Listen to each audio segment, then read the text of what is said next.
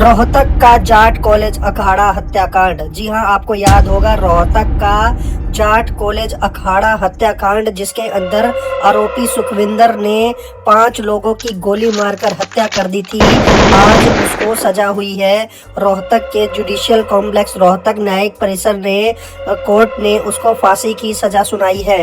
रोहतक का जाट कॉलेज अखाड़ा हत्याकांड आप भूले नहीं भुलाएंगे, क्योंकि उसमें एक कोच ने धड़ाधड़ गोलियों की बरसात करके कई लोगों को मौत के घाट उतार दिया था, जिसकी फोटोज आप स्क्रीन पर इस वक्त देख रहे हैं। आज की ये सबसे बड़ी खबर है। सुखविंदर, जो कि रोहतक कोच था जाट अखाड़ा के अंदर, उसने गोली मारकर कई लोगों की हत्या कर दी थी और उसको आज फांसी की सजा सुनाई गई है। जबकि हथियार सप्लायर मनोज को आर्म्स एक्ट में 3 साल की सजा दी गई है। कोच को फांसी की सजा सुनाए जाने के फैसले पर मृतकों ने परिजनों ने संतुष्टि जताई है और कहा कि आज आखिरकार इंसाफ मिल ही गया। ये आपको याद होगा कि 12 फरवरी 2021 को जाट कॉलेज अखाड़ा में हत्याकांड हुआ था। कुश्ती कोच मनोज मलिक, उसकी पत्नी साक्षी मलिक, 4 साल के बेटे सरताज और कोच सतीश माडोठी और खिलाड़ी प्रदीप मलिक पूजा तोमर की गोली मारकर हत्या कर दी गई थी।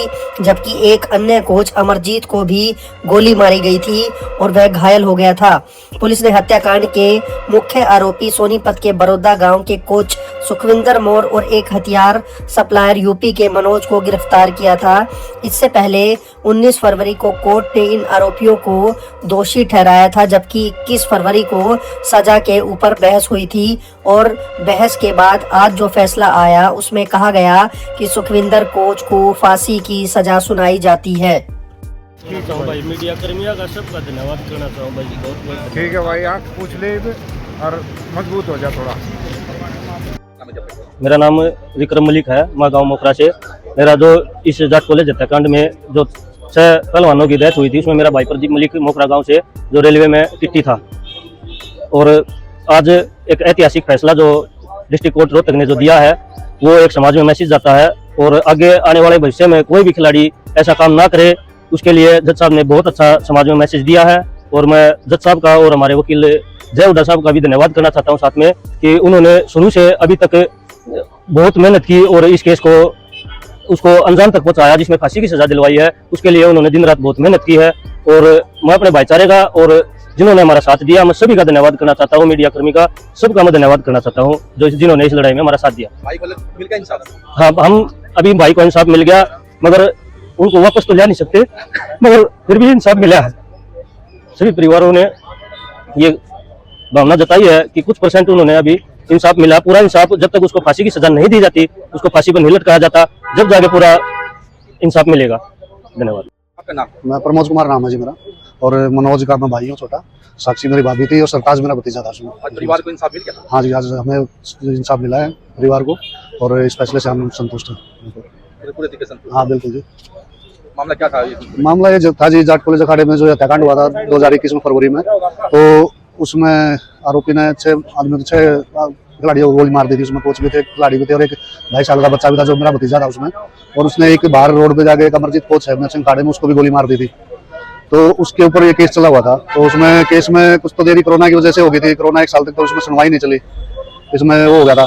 फिर उसके बाद तारीखें लगनी शुरू हुई इसमें। फिर इसमें हमारे को जो वकील थे नांदल साहब है, सुरेश नांदल और जय हुड्डा जी थे, उसमें जिन्होंने पैरवी की है, जो उसमें अच्छे से पैरवी की। और इसमें आज जो फैसला आया है तो हम इससे बिल्कुल संतुष्ट हैं। 21 तारीख को सजा पे बहस के दौरान ऑनेबल कोर्ट को दलीलें पेश की थी कि ये जो इतना नरसंहार इस आरोपी ने किया था, ये rarest of the rarest case में फॉल करता है। और अपने केस के साथ हमने डॉक्ट्राइन ऑफ रेयरेस्ट केस के हवाले से अपने केस का मिलान करते हुए हर बात को कोर्ट के सामने रखा। कोर्ट ने हमारी दलीलें मानते हुए आरोपी सुखविंदर को फांसी की सजा दी है। सह आरोपी मनोज को 29 आर्म एक्ट का दोषी पाते हुए उसे 3 साल की सजा दी है।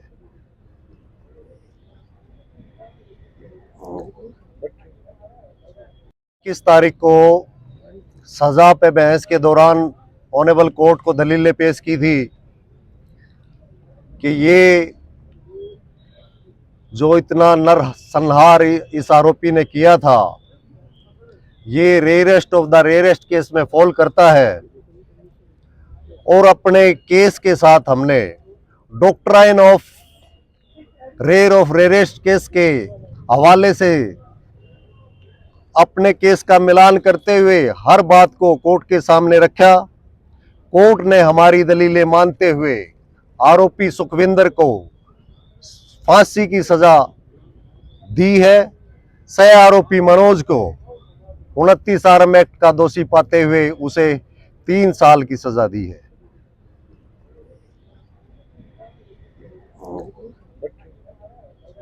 किस तारीख को सजा पे बहस के दौरान ऑनेबल कोर्ट को दलीलें पेश की थी कि ये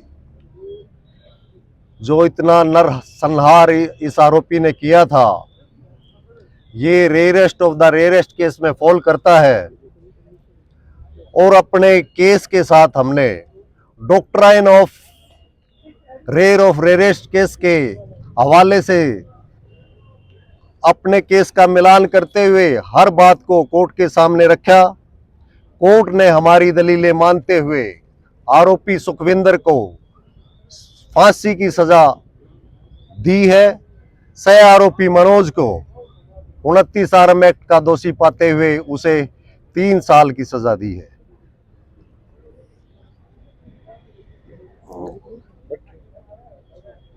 किस तारीख को सजा पे बहस के दौरान ऑनेबल कोर्ट को दलीलें पेश की थी कि ये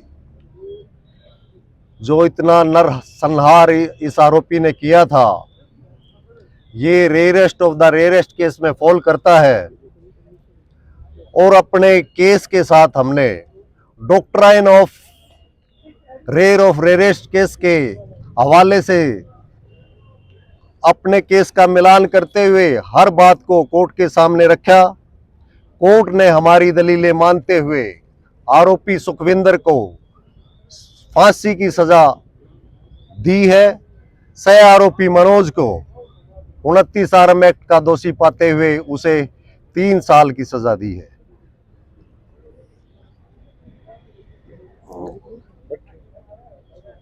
किस तारीख को सजा पे बहस के दौरान ऑनेबल कोर्ट को दलीलें पेश की थी कि ये जो इतना नरसंहार इस आरोपी ने किया था, ये rarest of the rarest case में फॉल करता